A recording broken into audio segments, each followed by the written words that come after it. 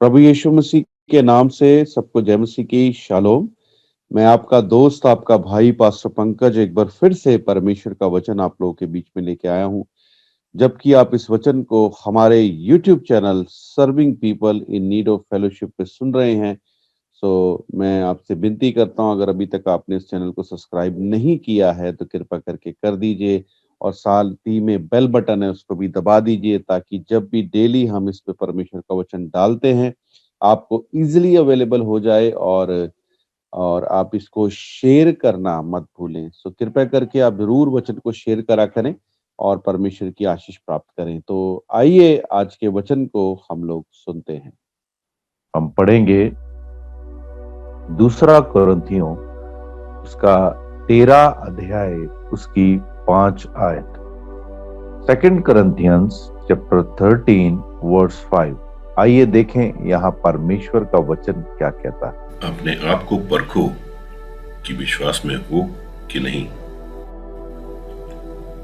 अपने आप को जांचो, क्या तुम अपने विषय में ये नहीं जानते कि यीशु मसीह तुम में है, नहीं तो तुम निकम्मे निकले हो।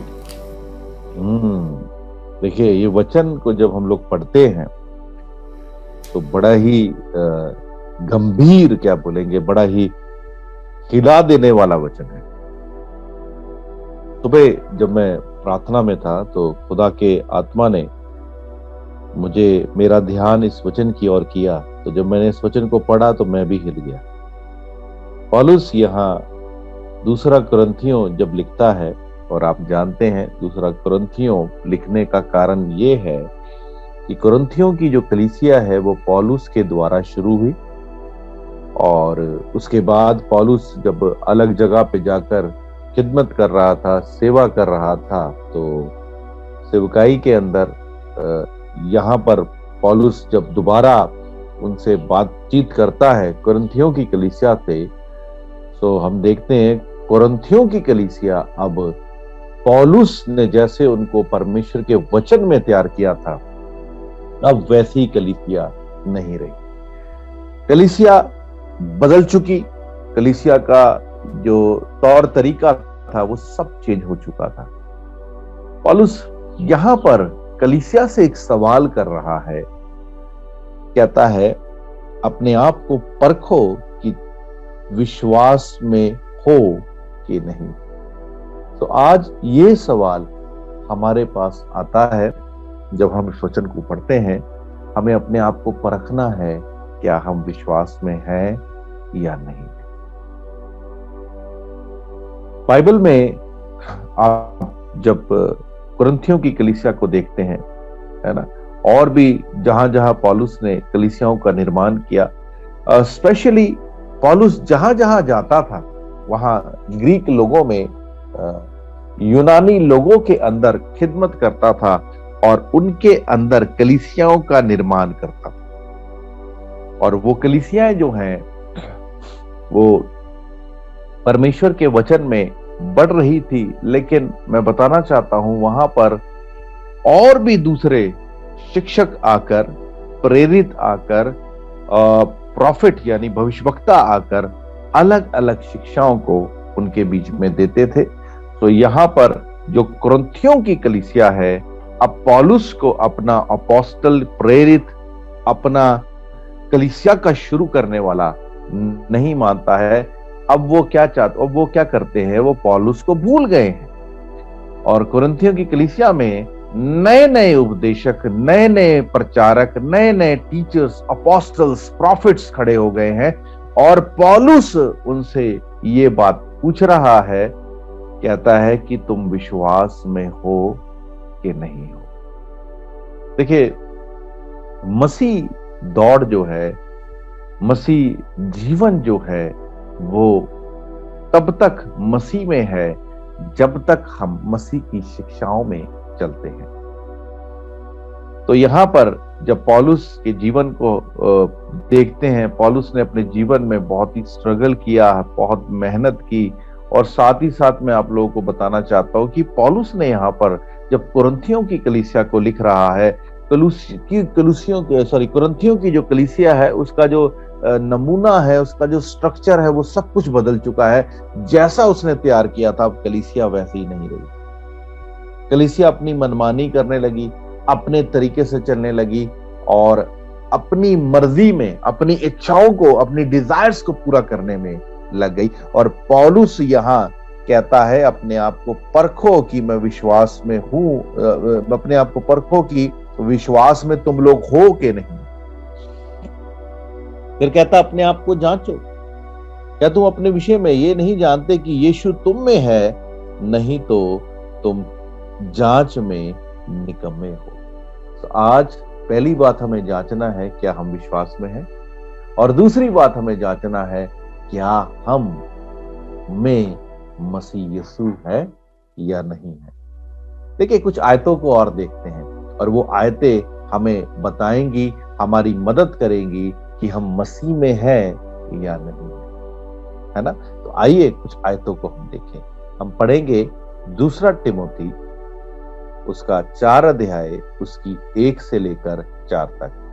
2 तिमोथी यानी 2 तिमोथियस 4 अध्याय उसकी 1 से लेकर 4 आयत तक। देखिए परमेश्वर का वचन यहाँ क्या कहता है। ईश्वर और मसीह यीशु को गवाह करके जो जीवितों और मरे हुए का न्याय करेगा, उसे और उसके प्रकट होने और राज्य को सुधि दिलाकर मैं तुझे चिताता हूं कि तू वचन को प्रचार कर, कि तू वचन को प्रचार कर, समय और असमय तैयार रहे, सब प्रकार की सहनशीलता और शिक्षा के साथ उलाहना दे और डांट और समझा, क्योंकि ऐसा समय आएगा कि लोग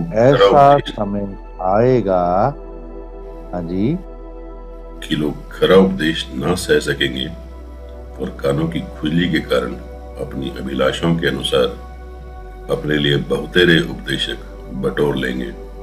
देखिए यहाँ पर पौलुस तिमोथी को कहता है, और आपने जानते हैं कि तिमोथी जो है वो क्रेत की जो कलीसिया है, जो क्रेत में कलीसिया है, उसका पास्टर। अब यहाँ पे भी सेम प्रॉब्लम, कुरिन्थियों की कलीसिया में भी सेम प्रॉब्लम है, क्रेत की कलीसिया में भी सेम प्रॉब्लम है, और जितनी भी ग्रीक कलीसियाएं पौलुस ने शुरू की है ना, ग्रीक लोगों में, यूनानी लोगों में जो चर्चेस शुरू किए, वहां पर सब जगह पे सेम ही प्रॉब्लम्स थी।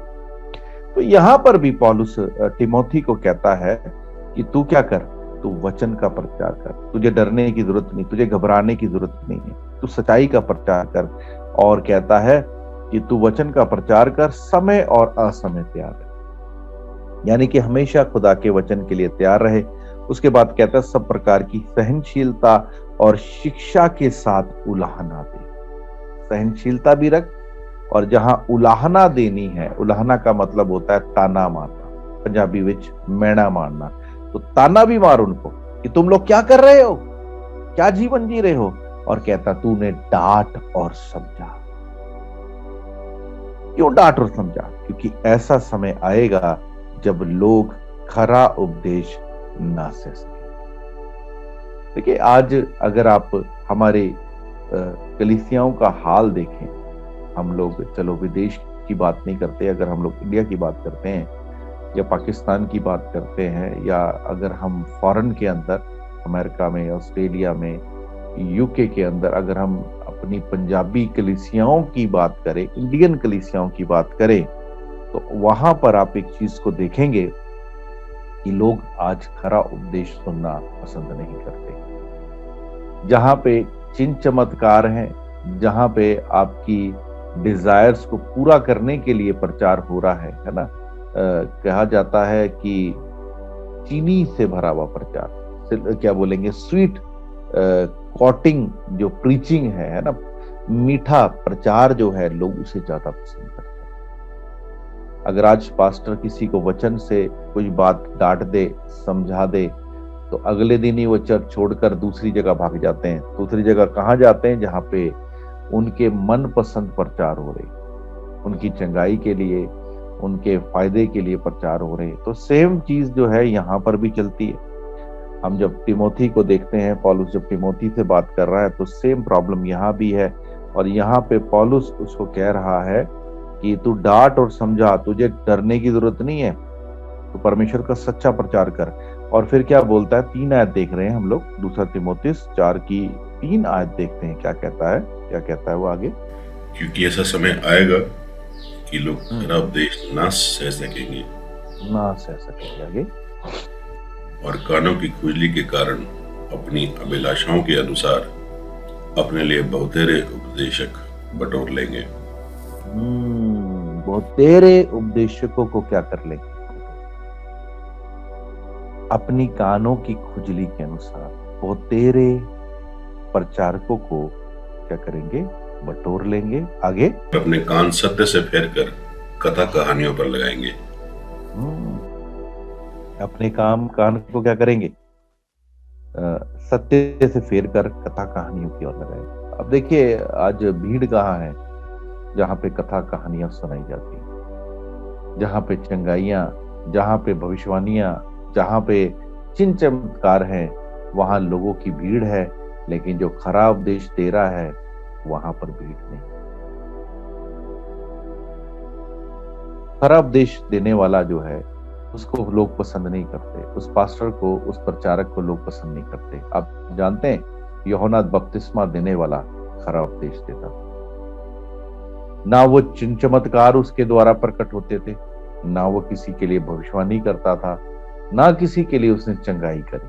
आप बाइबल को पढ़ते हैं, आप जानते हैं उसने ना तो कोई चिन्ह चमत्कार किया, ना कोई भविष्यवाणी की, ना कोई किसी को चंगाई दी, लेकिन वो परमेश्वर का खरा उपदेश देता था। वो लोगों को कहता था मन फिराओ क्योंकि स्वर्ग का राज्य नहीं है। वो कहता था मेरे बाद जो आने वाला है वही मसीह है। वो मसीह का प्रचार कर रहा था, वो मन फिराव का प्रचार कर रहा था। आप जानते हैं अंत में उसे क्या मिला, उसको हेरोदेस राजा ने, जब उसने सही बात बोली, हेरोदेस राजा की जो क्या बोलेंगे भाई की जो पत्नी थी, उसने उसके साथ गलत तरीके से विवाह कर रखा था, उसने एक षड्यंत्र के रूप में उसकी गर्दन कटवा दी। जो सही उपदेश देने वाला है, जो सही शिक्षा देने वाला है, लोग उसे पसंद नहीं करते। लेकिन आज लोग चिन्ह चमत्कार, भविष्यवाणियां और आज लोग चंगाइयों के पीछे जा रहे हैं। ये बुरी चीज नहीं है, ये भी जरूरी है, लेकिन चिन्ह चमत्कार, चंगाइयां आपको परमेश्वर के राज्य में दाखिल नहीं करा सकती।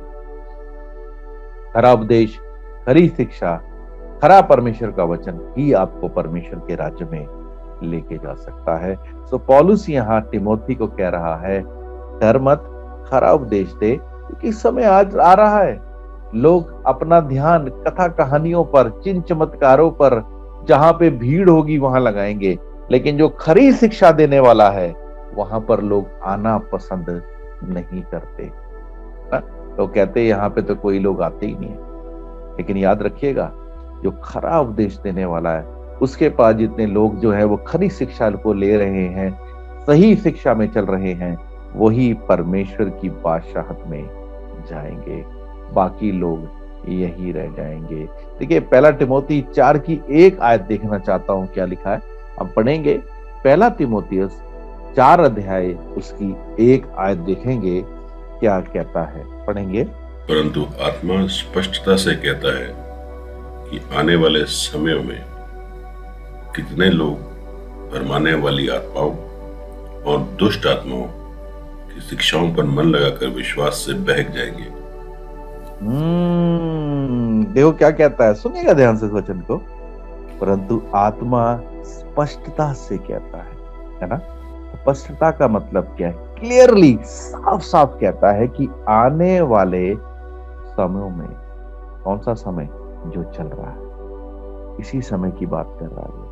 कितने लोग भरमाने वाली आत्माओं और दुष्ट आत्माओं, है ना। देखिए 2 चीजें यहाँ पर, एक है भरमाने वाली आत्मा और दूसरी क्या है, दुष्ट आत्मा। भरमाने वाली आत्मा और दुष्ट आत्मा क्या करती हैं, शिक्षाएं इनकी, क्या बोलता है, भरमाने वाली आत्मा और दुष्ट आत्माओं की शिक्षा पर मन लगाकर विश्वास से बहक जाएं। दुष्ट आत्माएं और भरमाने वाली आत्माओं की भी शिक्षा है। वो शिक्षा जो है वो परमेश्वर के वचन के जैसी शिक्षा है। वो आपको मीठी मीठी बातें करेंगे, वो आपको चिन्ह चमत्कार दिखाएंगे, वो आपको भविष्यवाणी करके दिखाएंगे। देखिए, बाइबल में जब आप प्रेरितों के काम 16 अध्याय पढ़ते हैं, है ना, एक्ट्स ऑफ अपोस्टल चैप्टर 16 पढ़ते हैं, वहां पर एक लेडी है जिसमें भावी कहलाने वाली आत्मा। भावी कहलाने का मतलब क्या है? वो प्रोफेसीज करती थी, वो लोगों के भविष्य के बारे में बताती थी, वो उनको उनकी समस्याओं के बारे में जागरूक करती थी। और आप जानते हैं वो पौलुस और सिलास के पीछे पीछे जा रही है, और जहां वो जाते हैं वहां पीछे पीछे जाती है और जाकर बोलती है ये परमेश्वर के भक्त हैं और परमेश्वर के बारे में, परमेश्वर के शिक्षा को, परमेश्वर के वचन को ये सुनाने आए, है ना। अगर कोई और देखे तो यही कहेगा ये लेडी परमेश्वर का विश्वास करने वाली है और ये तो अच्छा काम कर रही है, ये तो जाके लोगों को प्रचार कर रही है और उनको पौलुस के साथ जोड़ रही है, उनको परमेश्वर के वचन में जोड़ रही है। नहीं, पौलुस जानता था वो भावी कहलाने वाली उसके अंदर आत्मा है, वो दुष्ट आत्मा है और वो परमेश्वर की ओर से नहीं है, शैतान की ओर से। आज मैं आप लोगों को स्पष्टता से कहना चाहता हूं, यही भरमाने वाली आत्मा है। आज आप बड़े बड़े प्रचारकों को देखते हैं, टीचर्स को देखते हैं, अपोस्टल्स को, प्रॉफिट्स को देखते हैं, वो ही इन्हीं आत्माओं के द्वारा काम कर रहे हैं। ध्यान से प्रेरितों के काम 16 अध्याय पढ़ के देखिए, वो क्लियरली कह रही है, प्रोफेसी कर रही है, वो पौलुस सिलास के बारे में बता रही है, लोगों को सही बातें बता रही है, गलत नहीं बोला उसने। लेकिन पौलुस ने उसके अंदर में से दुष्ट आत्मा को, जो भावी कहलाने वाली आत्मा थी, उसको क्यों निकाला? वो तो सही प्रचार कर रही है। तो वो इशारा है आप लोगों के लिए कि आज फेसबुक के थ्रू, यूट्यूब के थ्रू और आप बड़ी बड़ी मीटिंग्स में जाते हैं, ध्यान से जाइएगा, कहीं वो भरमाने वाली आत्मा के द्वारा वो प्रचारक प्रचार तो नहीं कर रहा। क्योंकि जहां भरमाने वाली आत्माएं हैं, जहां दुष्ट आत्माओं के द्वारा काम है, वहां चिन्ह चमत्कार होंगे, लोगों को लुभाने वाली बातें होंगी। देखिए, मैं आपका ध्यान बाइबल में मत्ती की इंजील 4 अध्याय में लेके आना चाहता हूं, जहां पर प्रभु यीशु मसीह को इब्लीस ने परखा, है ना। बाइबल बताती है मत्ती 4 अध्याय में जब एक आयत पढ़ते हैं तो वहां लिखा है, आत्मा यीशु मसीह को जंगल में ले गया ताकि शैतान के द्वारा उसकी परीक्षा हो। और आपको पता है वहां लिखा है, जब उसे भूख लगी तो परखने वाला आया। परखने वाले ने क्या बोला? इन पत्थरों को बोल कि रोटी बन जा, है ना। और उसके बाद क्या बोलता है? ये जो कुछ भी तू देखता है ना, ये संसार का वैभव, खूबसूरती, ये शानो शौकत, मैं सब तुझे दूंगा, मेरे आगे झुक जा, है ना। वहां पे एक आयत, उस लाइन को मैं बड़े ध्यान से आपका ध्यान डलवाना चाहता हूं, मैं आपके साथ देखना चाहता हूं। मत्ती 4 अध्याय में वहां बड़ी ही खूबसूरती से ये बात नोटेड है, मैं आपका ध्यान वहां लेके जाना चाहता हूं। हम पढ़ लेंगे 8 आयत पढ़ेंगे, 4 की 8, मैथ्यू चैप्टर 4 वर्स 8।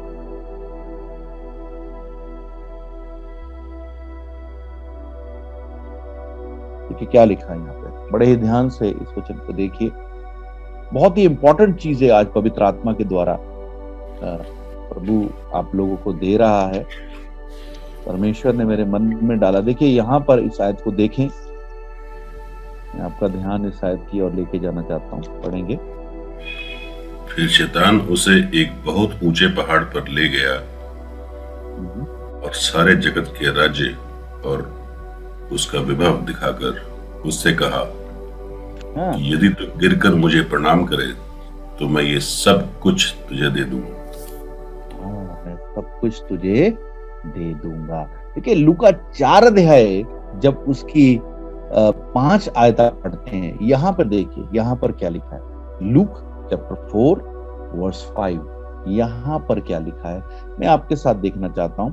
तब शैतान उसे ले गया और उसको पल भर में जगत के सारे राज्य दिखाए और उससे कहा, मैं ये सब अधिकार और वैभव तुझे दूंगा। क्या बोलता है? मैं ये सब अधिकार और वैभव तुझे दूंगा क्योंकि वह मुझे सौंपा गया है। समझ रहे मेरी बात को? वह सब मुझे सौंपा गया है, जिसे चाहता हूं उसको दे देता हूं। उसको ये सब कुछ सौंपा गया। और आज आप देखें चर्चेज में, बड़ी बड़ी भीड़ों में लोग क्या करने जा रहे हैं? कोई पासपोर्ट लेके जा रहा है, वीजा लग जाए। कोई घर के लिए जा रहा है, कोई नौकरी के लिए जा रहा है, कोई शादी के लिए जा रहा है। शैतान को इन सब चीजों के ऊपर अधिकार दिया गया है ना? वो जिसे चाहता है उसे दे देता है। दुनिया की आशीषें शैतान आपको दे सकता है, या वचन कहता है, मैं नहीं कहता, या वचन कहता है, उसको अधिकार है। वो दुनिया की तमाम आशीषें आपको दे सकता है, लेकिन याद रखिएगा, स्वर्ग की आशीषें, सब प्रकार की आत्मिक आशीषें और अनंत काल का जीवन वो सिर्फ मसीह यीशु आपको दे सकता है। लेकिन आज बड़े दुख की बात है, बड़े ही निराशा की बात है कि आज लोग जो हैं वो भरमाए गए। पौलुस दूसरा कुरिन्थियों 13:5 में साफ साफ कहता है, अपने आप को जांचो, अपने आप को परखो कि तुम मसीह में हो, तुम विश्वास में हो कि नहीं। आज आपका विश्वास किस में है? आज आप किस लिए चर्च जा रहे हैं? जिन चमत्कारों के लिए, भविष्यवाणी के लिए, किसके लिए? या अनंत काल के जीवन के लिए, या आपके पापों की क्षमा के लिए? यहूदा में जब हम लोग देखते हैं, यहूदा की पत्री हम लोग जब देखते हैं, यहूदा की पत्री में भी यहूदा जो है वो इसी बातों की बात कर रहा है, अभिषेक की बात कर रहा है। कह रहा है अभिषेक जो है वो चिन्ह चमत्कार उससे प्रकट होते हैं। शैतान जो है वो अभिषिक्त है ना? जब आप देखते हैं, जब मिकाएल की और जब लूसीफर की यानी शैतान का झगड़ा हुआ मूसा की लाश के लेने के कारण, उसकी लोथ को लेने के कारण, तो यहाँ पर मिकाएल ने उसे कहकर छोड़ दिया कि तू परमेश्वर का अभिषिक्त है। याद रखिएगा, वो आज भी अभिषिक्त है, आज भी उसके पास अधिकार है, आज भी उसके पास सामर्थ है, आज भी वो सब कुछ देता है अगर आप उसके आगे घुटने टेक देते हैं। तो वचन में हम देखते हैं कि भरमाने वाली आत्माएं और दुष्ट आत्माओं की शिक्षा पर मन लगाकर कई लोग विश्वास से भटक चुके हैं। कई लोगों का विश्वास जो है वो परमसीह से अलग हो चुका है।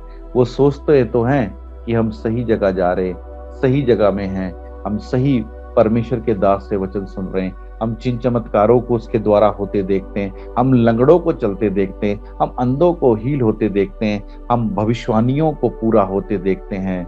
पर याद रखिएगा, अंतिम दिनों में ये सब कुछ होगा, और ये परमेश्वर की आत्मा के द्वारा नहीं, ये भरमाने वाली आत्माएं और दुष्ट आत्माओं की शिक्षा के द्वारा, इन सब चीजों के द्वारा होगा। कोई बड़ी बात नहीं है कि कोई चमत्कार कर रहा है या भविष्यवाणी कर रहा है या आपके बारे में बता दे। ध्यान से सोचिएगा, उस भावी कहलाने वाली भी उनके बारे में, उनके जीवनों के बारे में, यानी पौलुस और सिलास के बारे में बता रही थी। देखिए, पहला यूहन्ना 4:1 क्या कहती है? 1 जॉन चैप्टर 4 वर्स 1 क्या कहती है, हम देखना चाहते हैं, एक बार देख लेंगे। यहाँ पर पहला यूहन्ना 4:1 क्या कहती है, हम पढ़ देंगे जल्दी से। हे प्रियो, हर एक आत्मा की प्रतिनिधि ना करो, वरन आत्माओं को परखो कि वह परमेश्वर की ओर से है कि नहीं। हाँ, हर एक आत्मा की प्रतीत मत करो, हर एक व्यक्ति पे विश्वास मत करो। देखिए, एक बात याद रखिएगा, जो व्यक्ति परमेश्वर की तरफ से अभिषिक्त है ना, वो आपसे मीठी बातें नहीं करेगा, वो आपसे चिकनी चुपड़ी बातें नहीं करेगा। आप कई मसीह लोगों को आप देखते हैं, वो आपसे मीठी मीठी बातें करेंगे, है ना, और आपको लगेगा भाई यही मसीह, भाई यही सही है। लेकिन जो आपसे वचन की बात करेंगे, जो आपसे साफ स्पष्ट बात करेंगे वो आपको कड़वे लगेंगे, क्योंकि एक बात याद रखिएगा, जो आंवला है वो कड़वा ही होता है। और आंवला जो अगर आप खाएंगे, कड़वा आंवला आप खाएंगे, और अगर आप नीम को खाएंगे तो वो आपको फायदा देगी। लेकिन अगर आप मीठी चीजों को खाएंगे वो आपको नुकसान दे सकती है। तो वचन क्या कहता है, एक बार फिर से पढ़ देंगे। पहला यूहन्ना 4 क्या कहती है, पढ़ दें जल्दी से। हर एक आत्मा की प्रतीति ना करो, पर उन आत्माओं को परखो कि वह परमेश्वर की ओर से है कि नहीं। कि वो परमेश्वर की ओर से है कि नहीं, उनको परखो। बाइबल बताती है परखने का तरीका क्या है, उनके चाल चलन को देखकर, उनकी जुबान को देखकर। कई लोग आपके सामने मीठे बनेंगे, लेकिन उनका चाल चलन जो है वो क्या है, वो आपको कह देंगे ऐसा काम हो जाएगा जी, कर देंगे जी, पर वो डिले करेंगे काम में, है ना, उस काम को नहीं करेंगे। तो फिर आकर आप बोलेंगे भाई ये तो हुआ नहीं, फिर वो आपको मीठी बातें सुना देंगे। तो ऐसे लोगों से बचो। वचन, परमेश्वर का वचन कहता है ये लोग सच्चे मसीह नहीं है।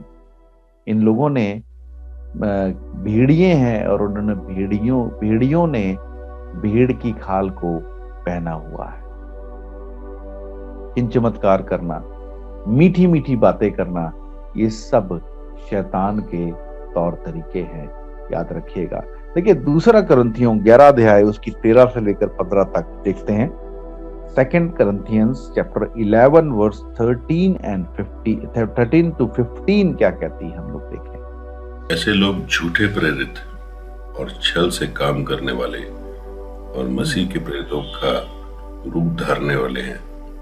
हाँ, झूठे प्रेरित, छल से काम करने वाले और झूठे मसीह के लोगों का, मसीह के सेवकों का रूप धरने वाले। छल क्या होता है, आपकी आंखों के सामने धोखा दे देंगे, आप बोलेंगे ऐसे ही, आपकी आंखों के सामने चमत्कार करेंगे और आप बोलेंगे यार ये तो रियल बंदा है, ये तो सही बंदा है। याद रखिएगा, जहां परमेश्वर का वचन नहीं है वहां सब झूठ है।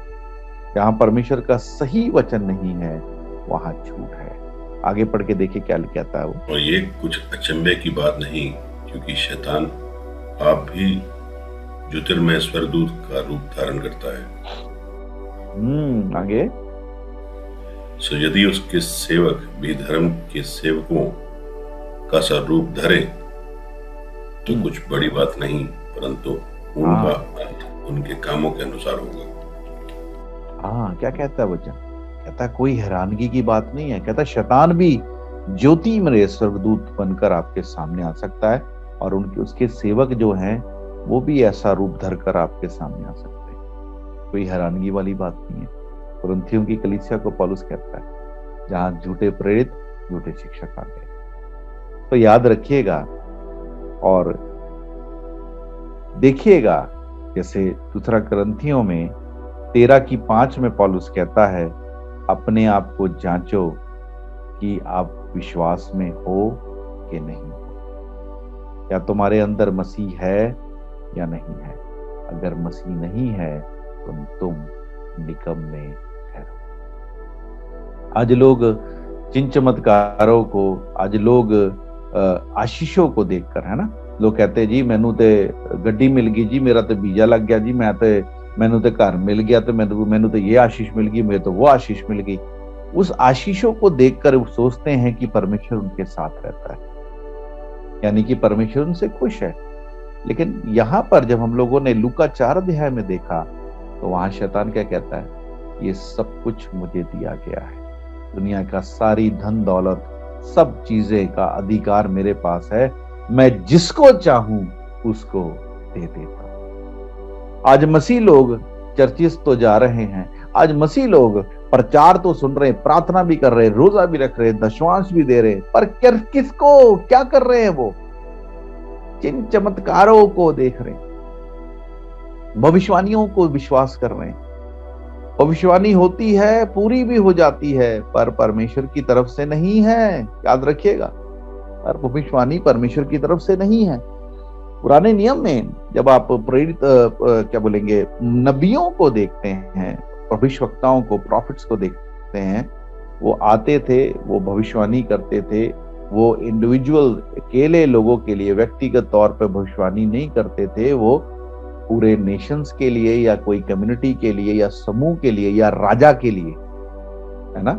राजा के लिए क्यों? क्योंकि वो पूरी कम्युनिटी को चलाने वाला, पूरे देश को चलाने वाला है, उसके लिए भविष्यवाणी करते थे। और उसकी भविष्यवाणियां मनों को लुभाने वाली भविष्यवाणियां नहीं होती थी। उनकी भविष्यवाणियां क्या होती थी कि परमेश्वर के पास आ जाओ, नहीं तो तुम्हें नाश होने वाले, तुम प्रभु के पास लौट आओ, तुम्हारा जीवन सही नहीं चल रहा। नबी कब आया? नबी तब आए जब लोग परमेश्वर के साथ सही जीवन नहीं जीते थे। बाइबल में नबी क्यों आए? अगर आप वचन को ध्यान से पढ़े, नबी इसलिए आए क्योंकि लोग सही जीवन नहीं जीते थे, और नबी लोग आकर लोगों को परमेश्वर की तरफ मोड़ते थे। तो आज जो प्रॉफिट्स हैं, आज के जो अपोस्टल्स हैं, उनका काम भी क्या है? उनका काम यही होना चाहिए कि वो लोगों को परमेश्वर की तरफ जोड़े, रेदर देन उनका ध्यान आशीषों की तरफ, चंगाइयों की तरफ लगाए। मैं ये नहीं कहता कि आशीष बरकतें नहीं है, मसीह में सब आशीष बरकतें हैं, लेकिन कहीं हम भरमाए तो नहीं जा रहे? सवाल आज ये है, कहीं हम विश्वास से भटक तो नहीं गए? क्या हम मसीह में हैं या नहीं है? आज सवाल ये है। तो मैं आज आप लोगों को यही कहना चाहता हूं, वचन की शिक्षा को प्राप्त करें। अगर आपके पास वचन की शिक्षा नहीं है तो आप भरमाए जाएंगे, आपको गुमराह कर दिया जाएगा। सो प्लीज वचन की शिक्षा। ऐसे प्रचारकों को सुनते हैं, अच्छी बात है, पर देखें, जांचें कि उनको शिक्षा कहां से ली, उन्होंने कौन से अच्छे टीचर्स के पास जाते, उनका टीचर कौन है, उनका मेंटर कौन है, पहले ये बात को जांचें। जने खने की शिक्षा को सुने मत, प्लीज। देखिए, जब आप अपने बच्चों को किसी स्कूल में एडमिशन कराते हैं तो आप क्या चेक करते हैं? आप यही चेक करते हैं ना, उनके जो टीचर्स हैं उनकी क्वालिफिकेशन क्या है, कितने पढ़े लिखे हैं, और स्कूल का रिजल्ट क्या है, उन्होंने कितने अच्छे से लोग बच्चों को पढ़ाते हैं। पूरा कुछ जांच कर तभी आप अपने बच्चों को स्कूल में डालते हैं। लेकिन बड़े दुख की बात है, जब परमेश्वर के वचन की बात आती है तो हम जने खने से परमेश्वर के वचन को सुनते हैं। जने खने से कोई भी प्रचारक मीठी मीठी बातें करेगा, हम उसको सुनना शुरू कर दें। याद रखिए, हर एक मीठी मीठी बातें करने वाला कानों की खुजली को, है ना, पौलुस कहता है ना तिमोथी को कि कानों की खुजली की तरफ जिनके नए नए उपदेशक बना लेंगे, है ना, कथा कहानियों पे मन लगाएंगे, अपने कानों की खुजली के अनुसार उनके प्रचारक होंगे। सो प्लीज याद रखिए, मीठी बातें करने वाले, मन को लुभाने वाले जो हैं, वो परमेश्वर की ओर से नहीं है। जो आपको सही शिक्षा देते हैं, सही तरीके से ताड़ना देते हैं, सही परमेश्वर का वचन देते हैं, वही रियल अपोस्टल्स एंड प्रॉफिट्स हैं। याद रखिएगा, नहीं तो कहीं ऐसा ना हो मीठी मीठी बातों के चक्कर में भरमाए जाए। सो प्लीज अपने आप को जांचें, अपने आप को देखें, आप मसीह में हैं कि नहीं है। कितने लोग चर्च जा रहे, बाइबल पढ़ रहे, रोजा रख रहे हैं, है ना, और कितने लोग पवित्र आत्मा पाए हुए लोग, सॉरी टू से, पर कितने पवित्र आत्मा पाए हुए लोग, आज सवाल है, एक क्वेश्चन मार्क है, क्या आप मसीह में हो? क्या आप विश्वास में हो, या किसी और आत्मा के, किसी और भरमाने वाली आत्माएं और दुष्ट आत्माओं की शिक्षा पर मन लगाकर विश्वास से भटक गए हो? तो आज का वचन जो है स्पेशली आप लोगों के लिए है। आप जांच के देखिए कि आप मसीह में है या नहीं। क्या आप मसीह में सही जीवन जी रहे हैं या नहीं जी रहे हैं? अपनी जिंदगी को जांच के देखिए। सो आइए अपनी आंखों को हम बंद करें। आज हमने कुछ आयतों को देखा, और उन आयतों को आप प्लीज एक बार फिर से पढ़े, प्रार्थना करें प्रभु से। प्रभु आपको उन आयतों के द्वारा और भी नई नई चीजों को रिवील करेगा, आपके सामने प्रकाशित करेगा, खोलेगा, रोशनी में लेके आएगा, और आप जानेंगे कि आप मसीह में हैं या नहीं है। तो आइए अपनी आंखों को बंद करें हम लोग, और अगर इस वचन के द्वारा प्रभु के आत्मा ने आपसे बात की है तो आइए प्रभु से कहें, प्रभु मुझे माफ कर, प्रभु मुझे क्षमा कर पिता, कि मैं अभी भी भटक रहा हूं प्रभु, अभी भी भटक रही हूं पिता। प्रभु मुझे ज्योति में ले आ पिता। मैं जान लिया है प्रभु, चिन्ह चमत्कार भविष्यवाणियां, चंगाइयां, ये सब मसीह में हैं, लेकिन ये सब भरमाने वाली आत्माएं और दुष्ट आत्माएं और शैतान के जो द्वारा बनाए गए सेवक है उनके द्वारा भी होता है। प्रभु खुदावन, मुझे परख का आत्मा दे प्रभु, जो पवित्र आत्मा के वरदानों में से एक वरदान है परख का आत्मा। मुझे ऐसा आत्मा दे, परख का आत्मा का वरदान जो मेरे अंदर है प्रभु, उसको ऑपरेट कर प्रभु, ताकि प्रभु मैं परख सकूं पिता। मैं हर एक के ऊपर प्रतीत ना करूं, विश्वास ना करूं खुदावन, मैं तुझ पे विश्वास करूं प्रभु। खुदावन खुदा, मैं अपने पे नहीं परंतु तुझ पे ट्रस्ट करूं पिता परमेश्वर, तो तुझ पे ट्रस्ट करूं।